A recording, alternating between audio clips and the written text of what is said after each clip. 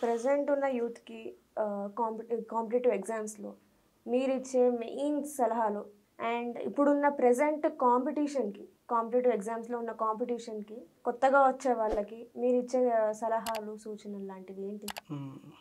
Madam అయితే ఇప్పుడున్న రోజులలో ఏమైతుందంటే అందరికీ ఉన్న పెద్ద ప్రాబ్లము ప్రెజర్. హ్మ్.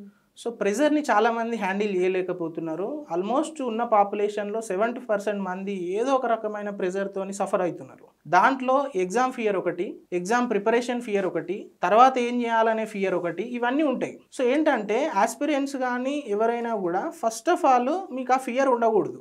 ఫియర్ ఉండకూడదంటే ఏంటి ఉండాలి, మనకి కాన్ఫిడెన్స్ ఉండాలి.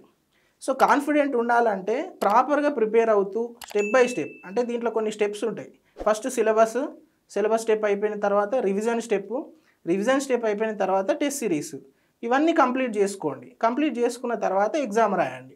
ఇంకొకటి అడుగుతూ ఉంటారు, ఎగ్జామ్ టైంలో ఎగ్జామ్ హాల్లో కూర్చున్నప్పుడు మనకు అవి ప్రాపర్గా గుర్తుకు రావు, చాలా టెన్షన్ అనిపిస్తూ ఉంటుంది, స్ట్రెస్ అనిపిస్తూ ఉంటుంది, ఆ టైంలో ఎట్లా అని చెప్పేసి అంటే మనం అది ఎగ్జామ్ హాల్ పోయిన తర్వాత ఆలోచించేది కాదు. మనం ప్రిపరేషన్లు ఉన్నప్పటి నుండే డైలీ అట్లీస్ట్ ఒక half an hour 1 hour physical exercises కానీ యోగా ప్రాణాయామం కానీ ఇలాంటివి చేసుకోవాలి.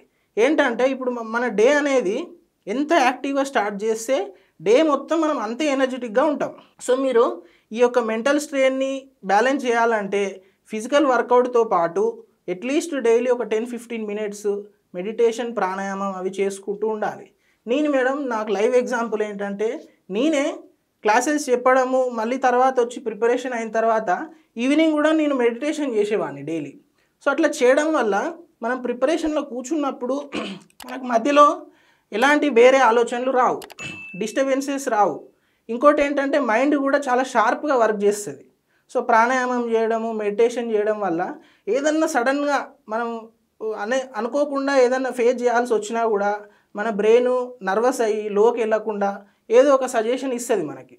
సో మీరు ఫిజికల్ వర్కౌట్ని మెంటల్ని ప్రాపర్గా బ్యాలెన్స్ చేసుకుంటేనే ఇప్పుడున్న రోజులలో ఇంత ప్రెజర్ వరల్డ్లో కూడా మీరు సస్టైన్ కావచ్చు.